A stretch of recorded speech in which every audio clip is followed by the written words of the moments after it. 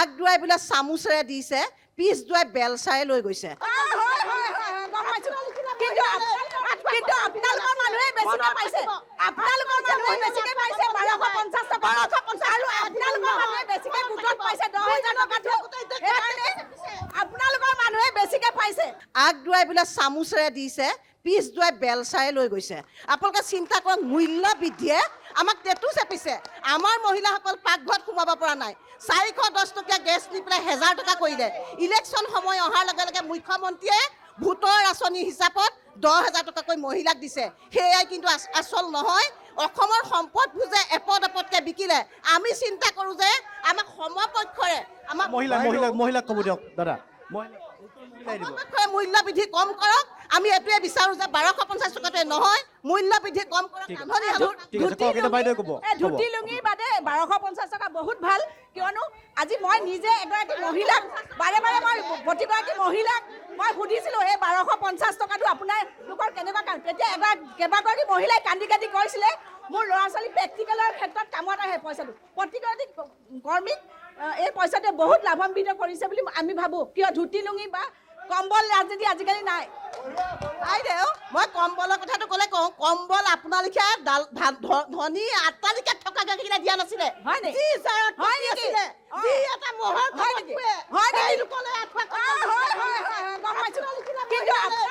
কিন্তু আপোনালোকৰ মানুহে বেছিকে পাইছে, আপোনালোকৰ মানুহে বেছিকে পাইছে 1250 টকা, আৰু আপোনালোকৰ মানুহে বেছিকে গোটত পাইছে 10,000 টকা।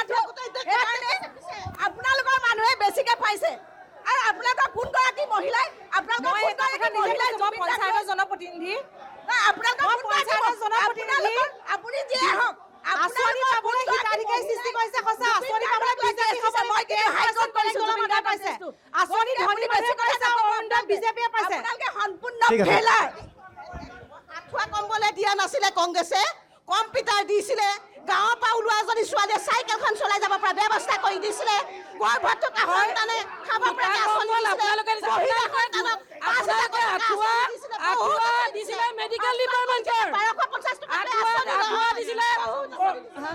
আমি মহিলাসকলৰ ওচৰলৈকে আহিছিলোঁ। এইবাৰ হ'ল উত্তৰ দিলে, এইফালে উত্তৰ দিছে বাইদেউ। আঁচনিৰ কথা কওঁ, 1250 টকা আঁচনি নহয়, প্ৰত্যেক ঘৰ দুখীয়া মানুহ এটা ঘৰৰ পইচা পাইছে। সেয়া কোনে দিছে?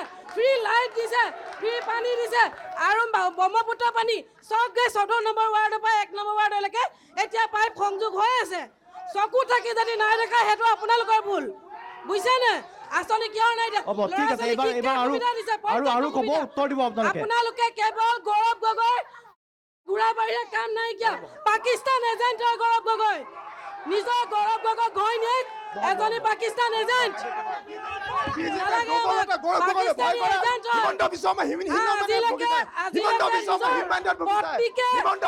ভাৰতীয় কৰিব পৰা এনেকে এটা বিফল হাজবেণ্ড, বিফল এমপি। মহিলা সবলীকৰণৰ ক্ষেত্ৰত মোৰ ক'বলগীয়া আছে, দুটামান কথা ক'ব লগা আছে। 2021 চনৰ নিৰ্বাচনী প্ৰচাৰৰ সময়ত হিমন্ত আপোনালোকে কৈ আছে, আমি শুনি আছো। আমাৰ দুটামান কথা ক'ব লগা আছে। অসমত 1.5 লাখ চৰকাৰী চাকৰি মহিলাসকলক লুকুৱাকে দিলে। হিমন্ত বিশ্ব শৰ্মাই পৰিৱৰ্তন নহয় নেকি? এইটো উন্নয়ন নহয় নেকি? অসমত যোৰহাটত আৰু সেইটো কাৰণতে অসমৰ মহিলাই কথা নাই। প্ৰত্যেকটো কামতে মাননীয় সাংসদ গৌৰৱ গগৈ ডাঙৰীয়াই বিৰোধিতা কৰি আহিছে। পৰৱৰ্তী কালত আমি দেখি আহিছো কাজিৰঙা এলিফেণ্ট কৰি বিৰোধিতা কৰিছে। প্ৰত্যেকটো কথা বিৰোধিতা কৰিব লাগে। বিৰোধিতা কৰি থাকিব, সেইটো বিৰোধী কাম নহয়। কিছু যুৱকে উন্নয়নৰ কথা ক'ব লাগে। ঠিক আছে, মই চাকৰি প্ৰসংগটো আহিছো। চাকৰি লাইনত খাৰা হৈ আছে, সেইদিনাখন পইচা দিওঁতে ৰিল বনাইছে, আমি পইচা পাইছো, আপোনালোকে দেখিছিল নাই? কংগ্ৰেছী মানুহে নাই পোৱা বুলি তিতাবৰ মানুহগৰাকীয়ে নিজে কৈছে, মই কংগ্ৰেছী, মই ৰিল বনাইছো, মই ভোট নিদিওঁ, মই অৰুণোদয় পাইছো। আপুনি তেতিয়াহ'লে কওক কেনেকে বিজেপি মানুহে পাইছে? আৰে সেইজনী মানুহ নহয় বুলি কওক, আপোনালোকৰ মানুহে পষ্টটো শ্বেয়াৰ কৰিছে। এতিয়া কি লাজ পাইছে? এতিয়া লাজ পাইছে। সঁচা কথা শুনিলে লাজ পাই লাভ নাই দাদা, সঁচা কথা শুনিলে লাজ পাই লাভ নাই। আগফালৰ পৰা পইচা দিব, পিছফালৰ পৰা বেলচা মৰাৰ কথা কৈছে কংগ্ৰেছে, কিন্তু কংগ্ৰেছে পিছফালৰ পৰা 10,000 নি আগফালৰ পৰা কংগ্ৰেছে ভোট দিয়ে। আপোনালোকে বেলচা নহয়, আপোনালোকে খন্তি মাৰি গোটেইখন চেচেই কৰিলে। এতিয়া কি কৰিবলৈ আহিছে? বেলচাখনে পাতিবলৈ, বেলচাখন বন্ধ কৰি থৈ দিয়ক। অলপ আমি শুনি